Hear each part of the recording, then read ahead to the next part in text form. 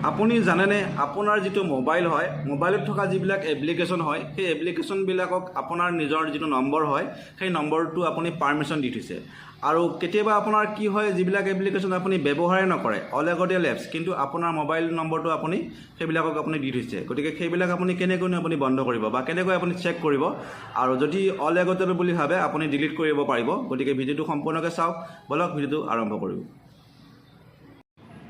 প্ৰথমে আপুনি আপোনাৰ মোবাইলৰ সেটিংস এপ্লিকেশ্যনটো ওপেন কৰি ল'ব লোৱাৰ পিছতে আপুনি ইয়াতে এটা অপচন পাব প্ৰাইভেচি বুলি অপচন পাব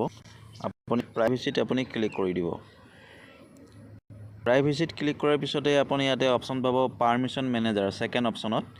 এই পাৰমিশ্যন মেনেজাৰত আপুনি ইয়াতে ক্লিক কৰি দিব পাৰমিশ্যন মেনেজাৰত ক্লিক কৰাৰ পিছতে ইয়াতে আহিব আপোনাৰ কন্টেক্ট এই কন্টেক্টত অপচনত আপুনি ক্লিক কৰি দিব ইয়াতে কন্টেক্টত ক্লিক কৰাৰ পিছতে ইয়াতে আপুনি আহিব আপোনাৰ এলাউ কৰি থৈছে আপুনি আপোনাৰ যিবিলাক মোবাইলৰ যিবিলাক এপছ হয় যিবিলাক এপছক আপুনি আপোনাৰ কন্টেক্ট নম্বৰটো দি থৈছে ইয়াতে আপুনি শো কৰিব যেনেকৈ ইয়াতে আছে আপোনাৰ এয়াৰটেল কেলেণ্ডাৰ ক্ৰম এইবিলাক এপ্লিকেশ্যনক আপুনি মানে আপোনাৰ কন্টেক্ট নম্বৰটো তেওঁলোকক দি থৈছে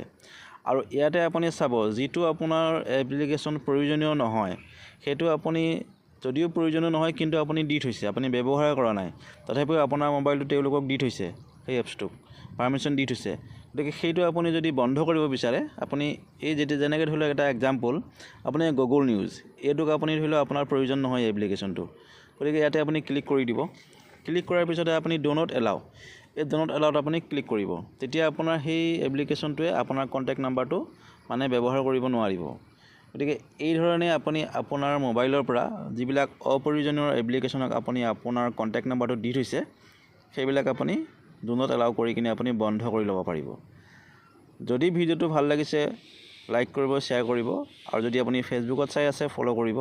যদি ইউটিউবত চাই আছে মোৰ মনৰ কথা চেনেলটো সাবস্ক্ৰাইব কৰিবলৈ নাপাহৰিব থ্যাংক ইউ ধন্যবাদ